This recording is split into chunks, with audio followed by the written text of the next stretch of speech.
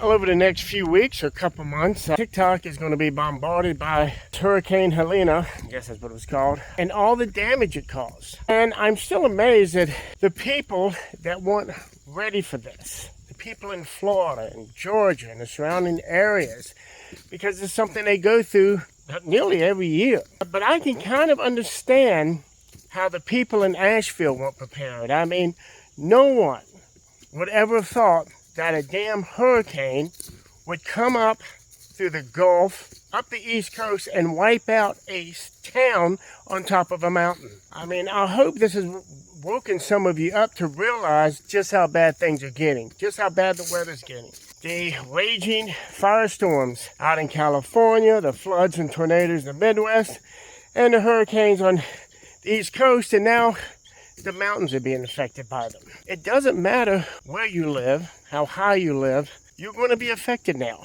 because of the weather. You need to be prepared. Just go on the news and look at the lines and what people are in that line for. Wow, they're already talking about lines over a mile long for food and especially gas. And right now, almost all the bridges have been wiped out in Nashville. There's no way in or out in most cases. Now, what happened in Asheville definitely affects me because my oldest grandchild, lives up in Asheville. And thankfully, their home wasn't affected. However, of course, they live right in the they live on top of a mountain right in Asheville, and the city was completely destroyed nearly. And he said most of the bridges are out. There's really no way in or out. The biggest problem is they don't have electricity, nor will have electricity for a while. And he's a type 1 diabetic. In normal circumstances, I'm sure he and his mother would panic, and I would panic. But luckily for him, his grandfather is a prepper. A year or two ago, I got to thinking about what would happen if the grid went down and they lost electricity, because that's what I prepped for, and I was worried about him keeping his insulin cold. So I sent him a few things. I sent him a small solar generator, solar panel for it, and I sent a small refrigerator along with it. That way he could keep the stuff cold. And he got it. He put it up. But thankfully, he remembered it and was able to pull it out. So not only can he now keep his insulin cold, they have a way to charge their phones, and thankfully the cell service is still up there and they can contact with the outside world.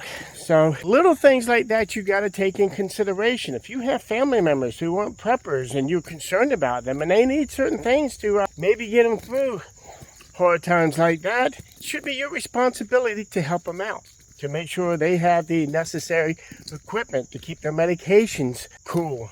And I'm hoping this has woken some of you up. I know it's not woken a lot of you up because these things never do when they don't affect you. But it doesn't hurt to have a couple months worth of food in your home.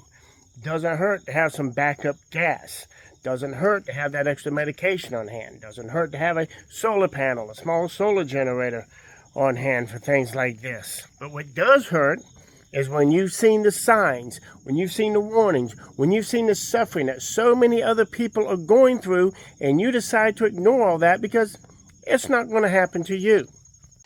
Just remember that when the next disaster hits you and you're standing in line, you are giving warning after warning, sign after sign, and yet again, you decided not to do anything about it. And you have no one else to blame if you have to rely on daddy government to take care of you and your family.